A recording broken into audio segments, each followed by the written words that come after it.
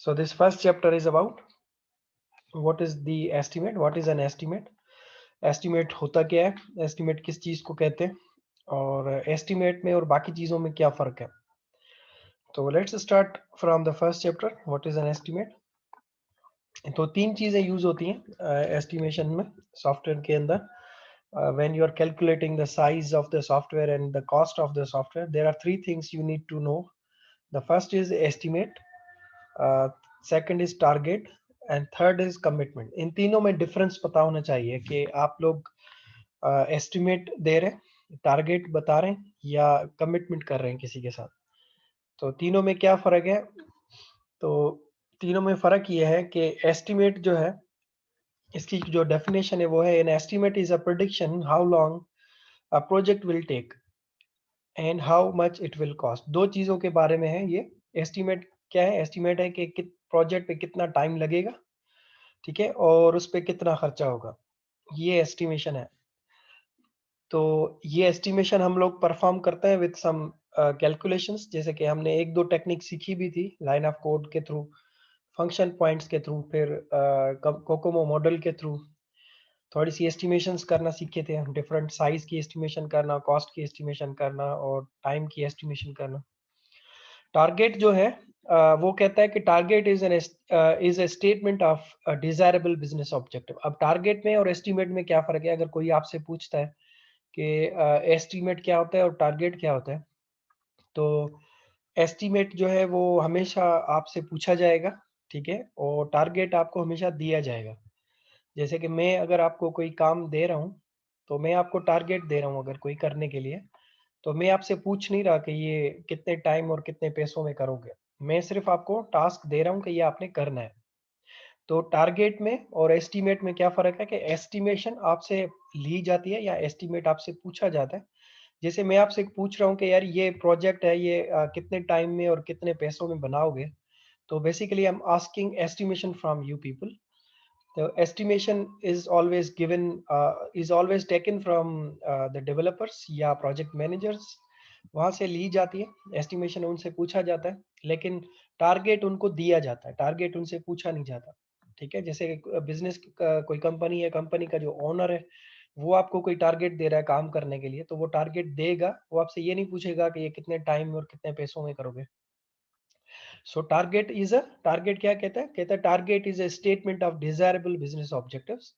तो ये business objectives के जो है किसी भी कंपनी के बिजनेस ऑब्जेक्टिव्स हो सकते हैं, और उनको जो है you have to achieve those objectives. ठीक है, तो जैसे कि एग्जांपल दिया है इसने कि we need to have version 2.1 ready in May 2009. So we need to have version 2.1 ready in May 2009 to demonstrate in the trade show. ठीक है, तो ये जो है ये एक टारगेट क्या है, ये टारगेट स्टेटमेंट का एक एग्जांपल दिया है कि टारगेट जो है वो कंपनी के ओनर ने या कंपनी के ऑब्जेक्टिव्स में से आपको मिला है कि आपको एक सॉफ्टवेयर का वर्जन है 2.1 ये रेडी करना है 2009 मई 2009 में. ठीक है, किसी ट्रेड शो में दिखाने के लिए. तो हमेशा जैसे कि फाइनल ईयर प्रोजेक्ट्स होते हैं ना, तो फाइनल ईयर प्रोजेक्ट भी हम लोग क्या करते हैं, उनको असाइन करते हैं स्टूडेंट्स को, और वो उनको हम डेट दे देते हैं कि भैया आपने ये प्रोजेक्ट जो है फरवरी में या मार्च में ये प्रोजेक्ट सबमिट करना है. तो हमने उनको टारगेट दे दिया. अब वो उस टारगेट को कैसे अचीव करते हैं ये उनके ऊपर है. ठीक है, उसके बाद कमिटमेंट क्या चीज़ है, कमिटमेंट जो है वो इट्स मोर रिग्रेसिव और एग्रेसिव और conservative than the estimate. Estimation ही है ये, लेकिन इसमें आपके पास पेनल्टी का चांस होता है. ठीक है, यू मे हैव टू पे penalty if you could not fulfil the commitment. तो किसी के साथ अगर कोई कमिटमेंट करते हैं कंपनी के साथ, किसी बायर के साथ, तो फिर उसमें हमें ये ख्याल रखना होता है कि हम अपनी डेडलाइन के ऊपर प्रोजेक्ट डिलीवर करें, और जितने पैसों में हम बना रहे हैं उन उतने ही पैसों के अंदर उस चीज़ को डिलीवर करें, क्योंकि हमने कमिटमेंट की है. अगर आप डेडलाइन के ऊपर प्रोजेक्ट नहीं डिलीवर कर पाए, ठीक है, तो फिर आपको जो है वो हो सकता है कि पेनल्टी पे करनी पड़ जाए, फाइन लग सकता है आपके ऊपर. ठीक है, और अगर आपने अगर आपकी जो एस्टिमेशन है वो आपने पैसे जितने सोचे थे उतने पैसों में वो नहीं बन रहा फॉर एग्जांपल, तो फिर आप लोगों को एक्स्ट्रा मनी खुद स्पेंड करनी पड़ेगी, क्योंकि आपने कमिटमेंट की थी और उस कमिटमेंट में अगर आप नहीं बना पा रहे हो तो उसमें जो बायर है या जो कंपनी जिसके साथ आपका कॉन्ट्रैक्ट है वो रिस्पॉन्सिबल नहीं है। ठीक है, सो इन दैट केस वो आपके ऊपर पेनल्टी की तरह ही अप्लाई होता है। तो तीनों चीजों में डिफरेंस क्या है? तीन चीजें को ये डिफरेंस समझ लीजिएगा गौर से, ताकि फिर नेक्स्ट चीजें समझ में आए। एस्टिमेशन जो है वो आपसे पूछा जाएगा कि कितने टाइम में और कितने पैसों में बनाओगे, and that will be coming from the developer और प्रोजेक्ट मैनेजर।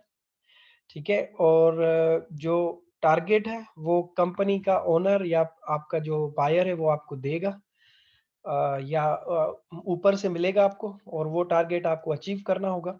ठीक है, और वो कैसे अचीव करते हो वो आपके ऊपर है, उसके लिए आप क्या प्लानिंग्स करते हो, किस तरह से उसको अचीव करते हो टारगेट को, वो एस्टिमेशन नहीं है, वो आपसे पूछा नहीं जाता बल्कि आपको मिलता है।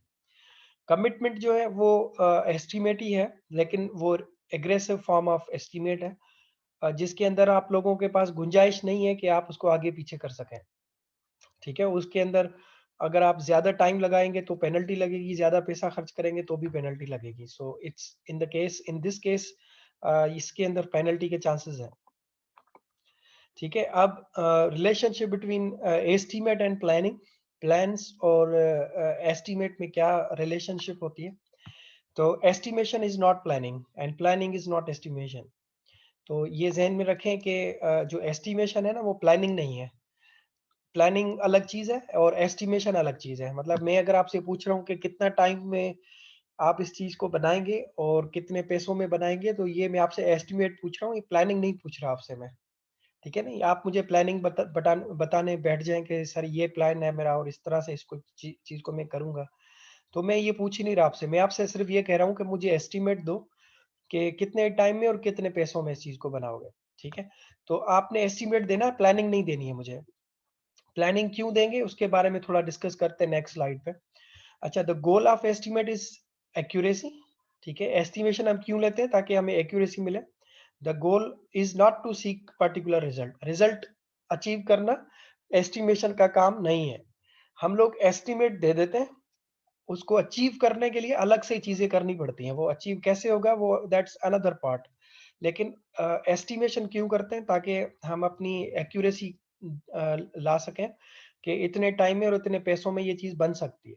अब वो कैसे बनेगी, उसका रिज़ल्ट क्या आएगा, एंड ऑफ द प्रोडक्ट क्या बनेगा जब आपका ये एस्टिमेशन खत्म होगा, तो जो आपने एस्टिमेट दिया था उसके एंड के ऊपर क्या प्रोडक्ट मिलेगा, इट्स अनदर थिंग, उसके ऊपर अलग बहस होगी।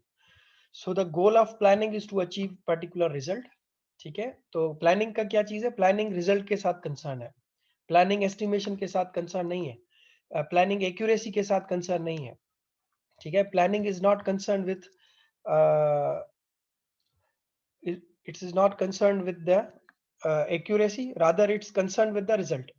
तो एस्टिमेशन की जो कंसर्न है वो है एक्यूरेसी के साथ, और प्लानिंग की जो कंसर्न है वो है रिजल्ट के साथ। इसके एग्जांपल मैं दूंगा आपको अभी, तो आपको समझ में आ जाएगा कि मैं क्या कह रहा हूँ कि एस्टिमेशन एक्यूरेसी कैसे है और प्लानिंग जो है वो रिजल्ट के साथ कैसे एसोसिएटेड है। So we bias our plans deliberately to achieve specific outcomes. तो हम लोग अपने प्लान्स को चेंज करते हैं, ठीक है, ऊपर नीचे करते हैं, ताकि हम प्रॉपर आउटकम्स या स्पेसिफिक आउटकम्स को अचीव कर सकें। ये देखें, ये एक एग्जाम्पल है इसका, इसके बारे में ये आप पढ़ेंगे ना तो फिर आपको थोड़ा इसका और क्लियर हो जाएगा कि मैं क्या चीज़ कह रहा था।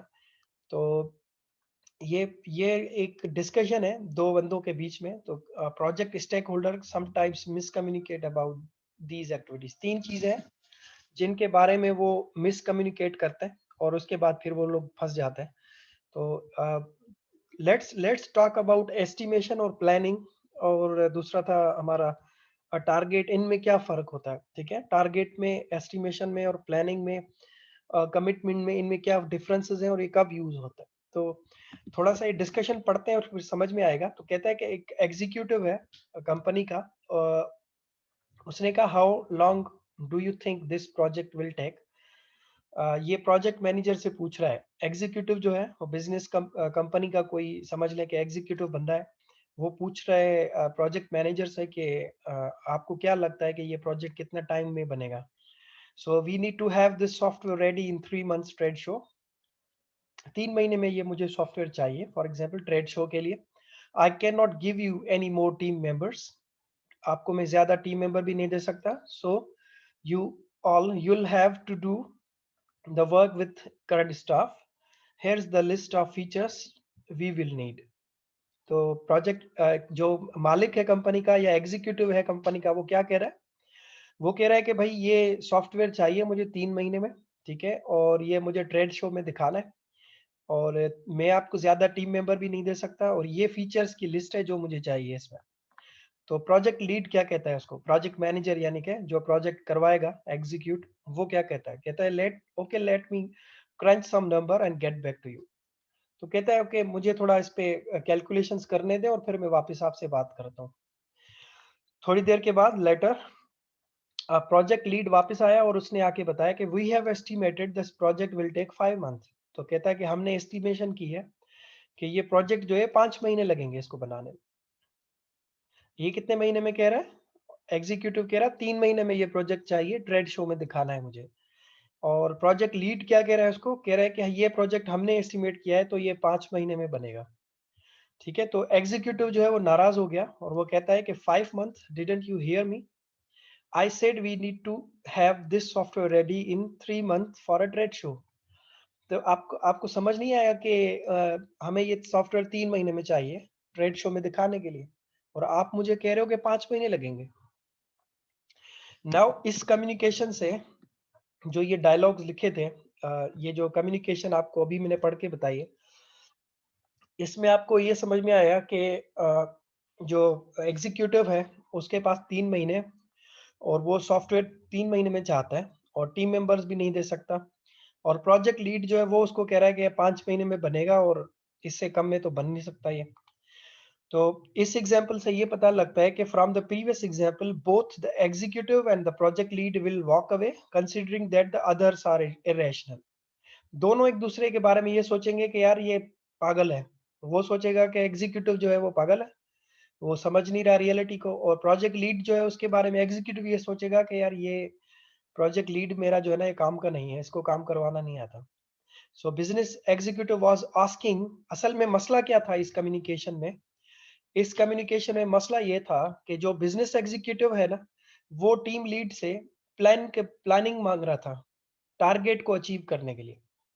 ठीक है, जो ओनर है कंपनी का या जो एग्जीक्यूटिव है वो क्या मांग रहा था? वो मांग रहा था प्लानिंग टू अचीव और to hit the target. Target दे रहा था ना उसको, वो टारगेट क्या दे रहा था कि मुझे ये सॉफ्टवेयर 3 महीने में चाहिए और ये इसकी लिस्ट है फीचर्स की जो मुझे चाहिए। ठीक है, और वो उसको क्या दे रहा था? वो उसको एस्टिमेशन दे रहा था। तो अगर बिजनेस एग्जीक्यूटिव आपसे जो है वो टारगेट मांग रहा है, तो you are not suppose to give the estimation. अगर आप एस्टिमेशन दे रहे हो तो फिर आप गलत कर रहे हो। ठीक है, प्रोजेक्ट मैनेजर अगर मालिक जो है या एग्जीक्यूटिव वो आपसे अगर एस्टिमेशन मांग रहा है तो फिर आप एस्टिमेशन दें। अगर वो आपसे प्लानिंग मांग रहा है तो आपको प्लानिंग देनी होगी। दोनों चीजें अलग अलग हैं। देखें, प्रोजेक्ट मैनेजर से अगर पूछा जाता कि ये सॉफ्टवेयर कितने टाइम में और कितने पैसों में बनाओगे, तो इन दैट केस वो बताता कि सर ये 5 महीने में बनेगा और इतने पैसे लगेंगे, तो समझ में आता है। लेकिन अगर वो आपसे पूछ ही नहीं रहा टाइम का, और जो है वो आपसे पैसों का पूछ ही नहीं रहा, वो आपको सिर्फ टारगेट दे रहा है कि ये मुझे 3 महीने में चाहिए और ये फीचर्स की लिस्ट चाहिए, तो in that case you have to give the planning, you are not suppose to give the estimation. ठीक है, अब ये वाली कम्युनिकेशन हम पढ़ते हैं और इसको थोड़ा देखेंगे तो ये ज्यादा आपको सही लगेगी प्रीवियस वाले के मुकाबले में। तो शुरू वाले डायलॉग सेम है। एग्जीक्यूटिव ने कहा कि how long will this project take? We need to have this software ready in 3 months for trade show. I cannot give you any more team members, so you will have to do the work with the current staff. Here's a list of features you'll need. तो ये हमारे पास software है, 3 महीने में चाहिए, और अब मैं आपको ज्यादा टीम मेंबर भी नहीं दे सकता, और ये फीचर्स हैं। ठीक है, अब प्रोजेक्ट लीड जो है यानी कि प्रोजेक्ट मैनेजर जो है वो क्या करता है? कहता है let me make sure what I understand let me make sure I understand what you are asking for. It is more important for us to deliver 100% of the features, or is it more important to have something ready for the trade show? तो क्या हमारे लिए ये जरूरी है कि पूरा software 100% बना हुआ चाहिए आपको ट्रेड शो के लिए, या ट्रेड शो में कुछ चीज दिखाने के लिए कुछ चीज चाहिए आपको? तो एग्जीक्यूटिव ने कहा कि we have to have something ready for the trade show. We would like to 100% of these features if possible. अगर पूरे फीचर्स बन जाते हैं 100% तो बहुत अच्छा है, वरना कुछ ना कुछ तो दिखाना ही है ट्रेड शो में, एग्जीक्यूटिव कहता है इसको. अच्छा, प्रोजेक्ट लीड कहता है I want to be sure I follow through on your priorities as best I can.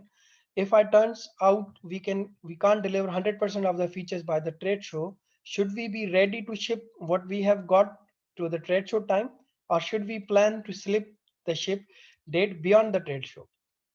अब ये कहता है कि क्या हम लोग हम कोशिश करेंगे कि 100% आपका प्रोजेक्ट डिलीवर करें, लेकिन अगर नहीं कर पाए फॉर एग्जांपल, तो आपके जो प्रायोरिटीज हैं, जो जो फीचर्स ज्यादा इंपॉर्टेंट है वो पहले बना देंगे, और जो फीचर्स कम इंपॉर्टेंट है वो थोड़ा बाद में बना के देंगे आपको हम. और ट्रेड शो के लिए हम लोग कोशिश करेंगे कि आपको बना के दे, लेकिन क्या ये हो सकता है कि ट्रेड शो की डेट थोड़ी सी पीछे हो जाए? तो एग्जीक्यूटिव कहता है कि we have to have something ready for the trade show.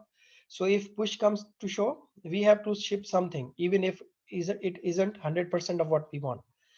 तो ये कहता है कि जिस जो चीज हम चाहिए पूरी कोशिश करें कि बने, अदरवाइज 100% अगर ना भी बने तो जितना बन सकता है उतना बना के दे दें, लेकिन ट्रेड शो की डेट पीछे वो नहीं करना चाह रहा. ठीक है, उसके बाद प्रोजेक्ट लीड जो है वो कहता है okay I will come up with a plan. अब ये देखें, ये इंपॉर्टेंट बात इसने कही है. वो उस प्रीवियस स्लाइड में वो क्या कह रहा था, इन दिस स्लाइड ये कह रहा था कि आई कहता है we have estimated the project will take 5 month, और इधर इसने क्या कहा था, okay let me crunch some number and then get back to you. ठीक है, and get back to you. Let me crunch some number. Crunch some number का मतलब है कि वो एस्टिमेशन करेगा, उसके बारे में कैलकुलेशंस करेगा, और कैलकुलेट करके फिर आपको कोई वैल्यू बताएगा. लेकिन इधर इसने क्या कहा है, इसने कहा okay I will come up with a plan for delivering as many feature as we can in next 3 months. हम कोशिश करेंगे 3 महीने में जितने ज्यादा फीचर बना सकेंगे उतने हम डिलीवर करने की कोशिश करेंगे. So basically if the owner is asking for the estimation, then you have to give the estimate. If owner is asking for the planning, then you have to give the planning. So there is difference in between in both of these things, so you should be careful.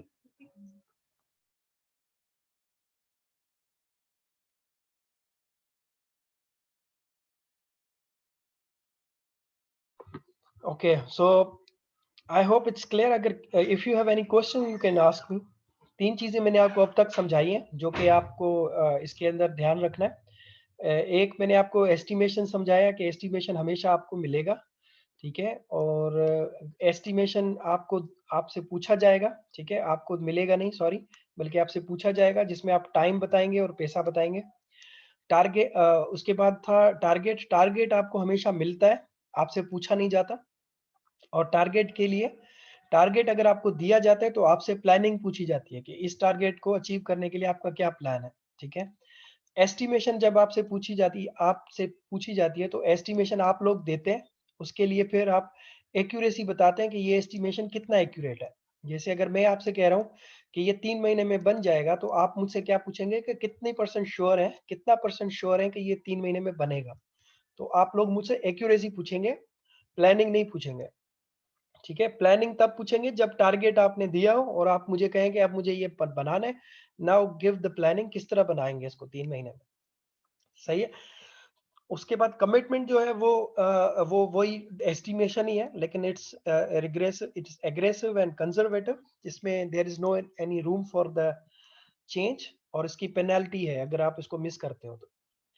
देखें, मैं अगर आपको example के through समझाऊं ना, मैं अगर आपसे ये पूछूं कि मुझे इस्लामाबाद जाना है, तो मुझे इस्लामाबाद जाने के लिए एस्टिमेट दें कि कितने टाइम में और कितने पैसों में आप मुझे इस्लामाबाद पहुंचाएंगे.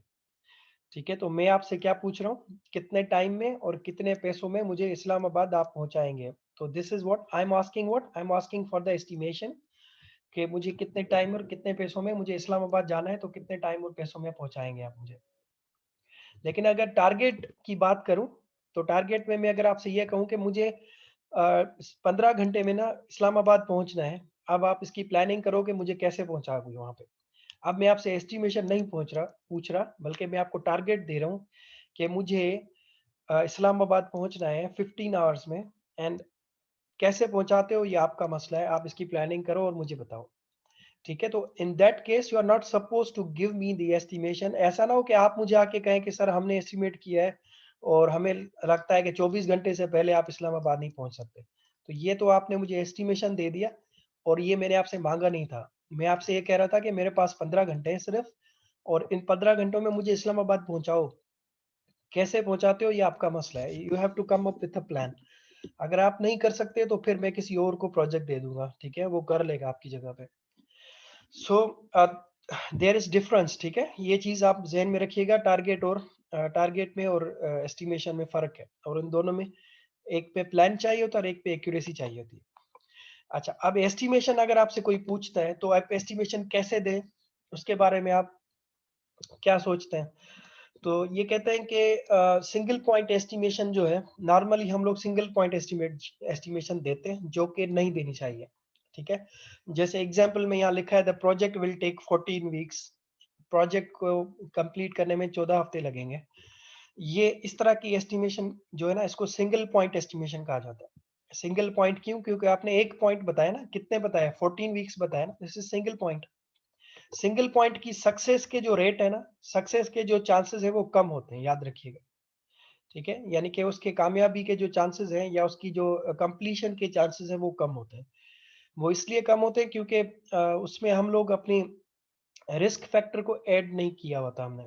ठीक है, तो प्रोबेबिलिटी जो है वो उसकी सक्सेस की वो कम होती है। तो यहाँ पे लिखा है the single point estimate assumes 100% probability of actual outcome equaling the planning outcome. This isn't realistic. तो नॉर्मली कहता है कि आप लोगों ने जो प्लानिंग की है, ठीक है, या जो जिस तरह से आप प्लान करना चाहते हैं, वो 100% वैसे ही चले जैसे आपने एस्टिमेट किया था, तो फिर आप लोगों की एस्टिमेशन सही रहेगी। लेकिन अगर प्लानिंग में थोड़ी सी चेंज हुई या आपकी चीजें आगे पीछे हुई थोड़ी सी भी, तो फिर आपका जो एस्टिमेट है, वन पॉइंट एस्टिमेट या सिंगल पॉइंट एस्टिमेट, उसकी सक्सेस के चांसेस कम होते हैं। देखिए, मैं आपसे अगर पूछूं कि ये प्रोजेक्ट आप कब तक पूरा करेंगे, फाइनल ईयर प्रोजेक्ट आपका अगर आपको असाइन हो और आपसे पूछा जाए कि ये प्रोजेक्ट आप कब पूरा करेंगे, और आप लोग सपोज करें कि कहते हैं कि 1 जनवरी को सर प्रोजेक्ट पूरा हो जाएगा।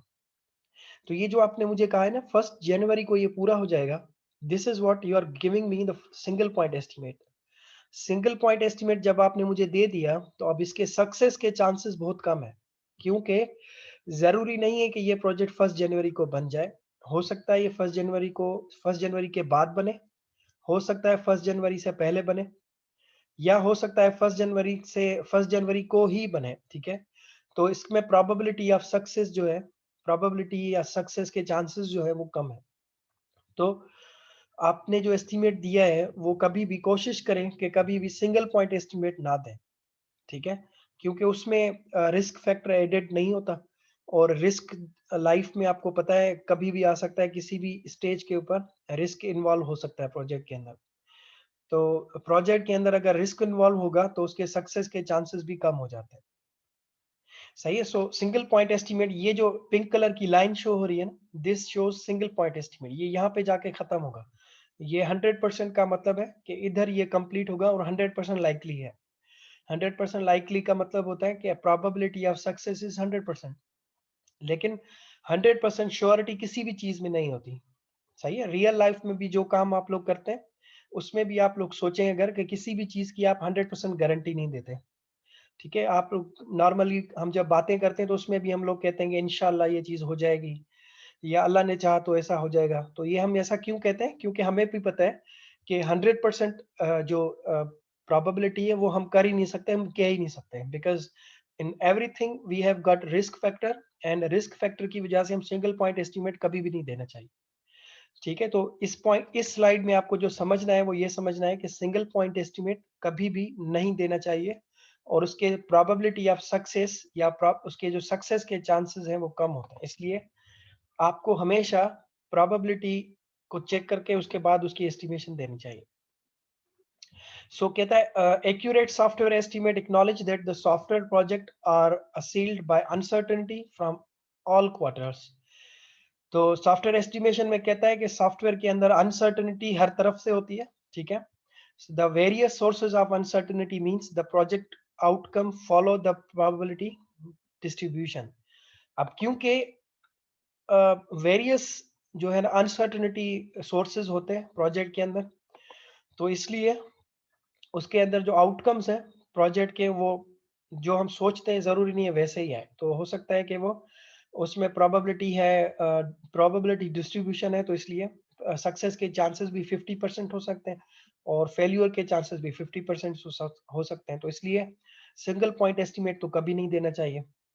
सो you might expect that the distribution of project outcome would like would look like a bell curve, ठीक है। तो हो सकता है, कहता है इसका जो डायग्राम बनेगा वो कुछ इस तरह बनेगा कि आपको जो एस्टिमेशन देनी चाहिए या जो हम लोग सोचते हैं वो कुछ इस तरह होना चाहिए, ठीक है। ये प्रोबेबिलिटी डिस्ट्रीब्यूशन कर्व है। इस कर्व का क्या मतलब है, इस कर्व से क्या समझ आ रहा है, इससे समझ ये आ रहा है कि ये यहाँ से स्टार्ट होता है, ठीक है। इधर सक्सेस के चांसेस जीरो है।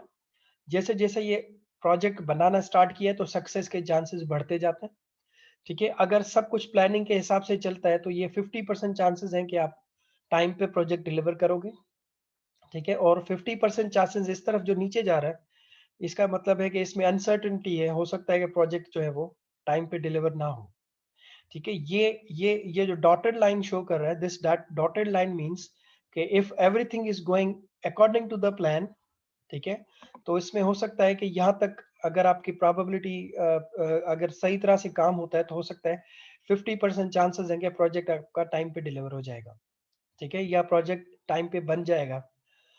लेकिन अगर उसमें कोई अनसर्टेनिटी आ जाती है, कोई प्रॉब्लम आ जाता है, तो 50% चांसेस ये भी हैं कि वो नीचे चले जाएगा और टाइम पे डिलीवर नहीं हो सकेगा। इस तरफ जो ये नीचे जा रहा है, ये प्रोबेबिलिटी ऑफ फेल्यूर है, और इस तरफ ये जो ऊपर जा रहे कर्व्स, ये प्रोबेबिलिटी ऑफ सक्सेस है।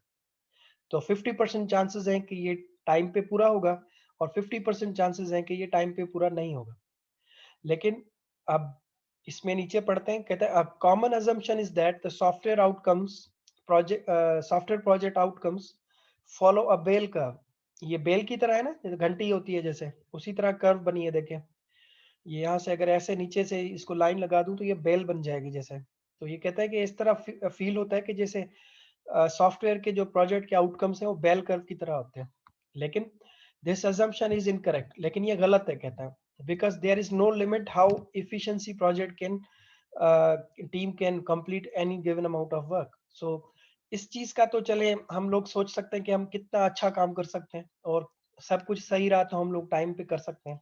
लेकिन अगर कोई चीज सही ना रही तो प्रोजेक्ट फिर किस तरफ जाएगा और किस हद में या कौन सी लाइन के फेल्योर की तरफ जाएगा, इसकी कोई गारंटी नहीं है।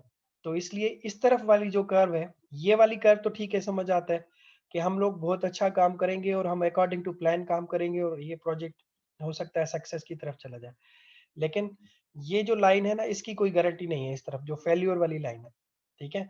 वो इसलिए क्योंकि अनसर्टेनिटी प्रोजेक्ट में किसी भी वक्त आ सकती है और अनसर्टेनिटी की कोई गारंटी नहीं होती, ठीक है। अनसर्टेनिटी के अंदर जो है वो आपका प्रोजेक्ट जो है वो कभी भी किसी भी टाइम फेल्योर की तरफ जा सकता है। अगर आपने प्रॉपर प्लानिंग फॉलो नहीं की तो फिर प्रोजेक्ट फेल की तरफ भी जा सकता है। तो असल जो डायग्राम बनेगा वो कुछ इस तरह होगा, and this is the correct diagram.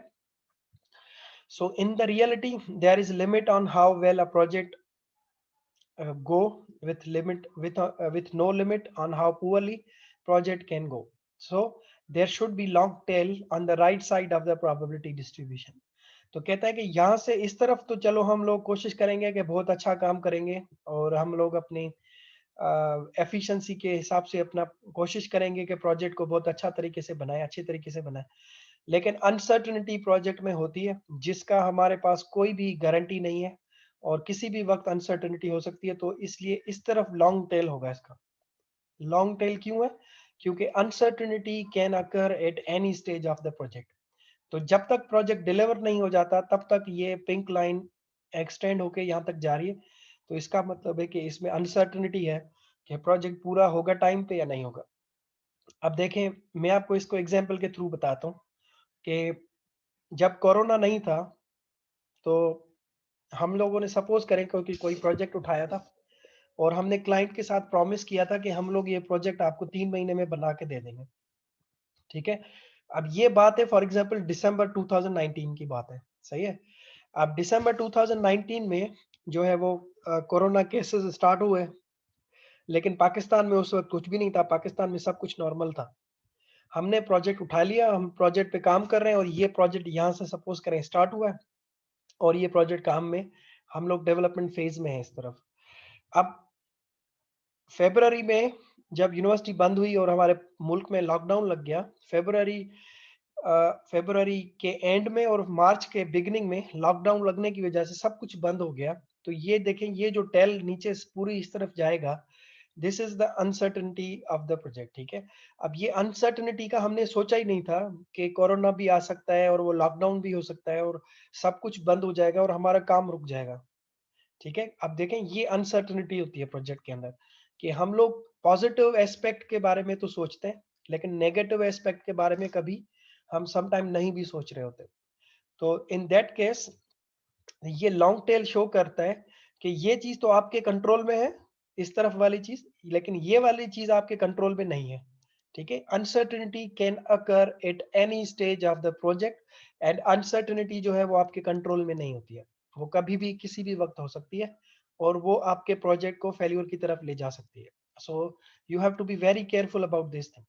So an accurate depiction of possible software project outcome, there is a limit on how well a project can go, but no limit on how many problems can occur. तो कहता है project कितना अच्छी तरीके से बनेगा इसके ऊपर तो हमारा कंट्रोल हो सकता है मे बी, लेकिन उसकी कोई लिमिट नहीं है या उसका कोई कंट्रोल नहीं है कि प्रोजेक्ट कितना बुरे तरीके से जाएगा, बुरे बुरे तरीके से अनसर्टेनिटी की वजह से, ठीक है?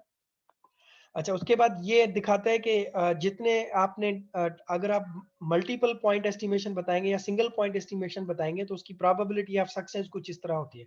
सपोज़ आपने कहा ये प्रोजेक्ट 16 वीक्स में बन जाता है और वो प्रोजेक्ट 16 वीक अगर आपने कहा है तो उसकी प्रोबेबिलिटी ऑफ सक्सेस 0% है, ठीक है? अगर आपने 18 वीक्स कहा है तो उसकी प्रोबेबिलिटी ऑफ 10% है। अगर आपने 24 वीक्स कहा है तो उसकी प्रोबेबिलिटी ऑफ सक्सेस 90% है। तो 1.5 फिगर जो ये है, ये कहता है presents the idea of the probabilistic project outcomes in another way, as you can see from the figure के 18 weeks leaves other out leaves out the interesting information that 18 weeks is the only 10% likely. 18% पे कहता है सिर्फ 10% chances है success के। An estimate of 18 to 24 weeks, 24 पे कितने percent chances है? 90% सक्सेस के चांसेस है। और 10% पे कितने चांसेस है? यानी कि 18 वीक्स पे 10% सक्सेस के चांसेस है। अगर 18 वीक्स बताओगे क्लाइंट को तो 10% सक्सेस के चांसेस है। अगर 24 वीक्स बताओगे तो 90% चांसेस है। तो आपको क्या बताना चाहिए क्लाइंट को? सिंगल पॉइंट एस्टिमेशन बताना चाहिए या वेरिएबल पॉइंट एस्टिमेशन बताना चाहिए? तो बेहतर ये है कि आप उसको 2 पॉइंट्स बताएँ। उसको आप कहें कि सर ये प्रोजेक्ट 18 वीक से लेके 24 वीक के बीच में बनेगा। तो 18 वीक से लेके 24 वीक जब आप 2 पॉइंट्स बताएँगे तो 90% चांसेस सक्सेस के और 10% चांसेस के सक्सेस के हो सकता है इनके बीच में प्रोजेक्ट डिलीवर हो जाए। ठीक है? तो सिंगल पॉइंट एस्टिमेशन कभी नहीं देना चाहिए और कोशिश करनी चाहिए कि वेरिएबल पॉइंट एस्टिमेट देना चाहिए, यानी कि 2 वैल्यूज़ बतानी चाहिए। जैसे मैं आपसे पूछता हूँ कि ये प्रोजेक्ट कितने महीनों में बनाओगे? तो आपको कहना चाहिए कि सर ये प्रोजेक्ट हो सकता है 1 महीने में बने या हो सकता है ये 2 महीने में बन जाए। सो 1 से 2 महीने के टाइम अगर आप मुझे दे रहे हो, तो 1 to 2 month is the variable point estimation, 2 point estimation, और this is the good idea कि आपको वेरिएबल पॉइंट एस्टिमेट देना चाहिए, सिंगल पॉइंट एस्टिमेट नहीं देना चाहिए। So when you see single point estimate that the number is probability is 100% is not 100%, ask what probability of that number is. तो अगर आपको कोई एक वैल्यू दे रहा है तो उससे पूछें कि भाई इसकी प्रोबेबिलिटी ऑफ सक्सेस क्या है, इसकी श्योरिटी क्या है कि ये प्रोजेक्ट इतने टाइम और इतने पैसों में हो जाएगा। ये इसकी डेफिनेशन है, गुड एस्टिमेशन की डेफिनेशन है। Accuracy with plus minus 10% possible only with well control projects. ये डेफिनेशंस हैं, इसको सिर्फ देख लीजिएगा, याद रखने की जरूरत नहीं है। अच्छा एस्टीमेट वो है जिसमें प्लस माइनस 10% हो लेकिन कंट्रोल प्रोजेक्ट्स में। वो प्रोजेक्ट जो अकॉर्डिंग टू प्लान है और कंट्रोल्ड प्रोजेक्ट्स है। अच्छा, good estimation approach should provide estimate that are with 25% of actual results of 75% of the time। ये दूसरा डेफिनेशन है। अच्छा, अब ये डायग्राम शो करता है कि सीएमएम लेवल के ऊपर अगर आप 1 पे हैं तो आपके एस्टिमेशन में वेरिएबिलिटी होगी बहुत ज्यादा, ठीक है। अगर आप सीएमएम लेवल 3 पर हैं तो आपके वेरिएबल एस्टिमेशंस बहुत कम होगी। वेरिएबिलिटी का मतलब है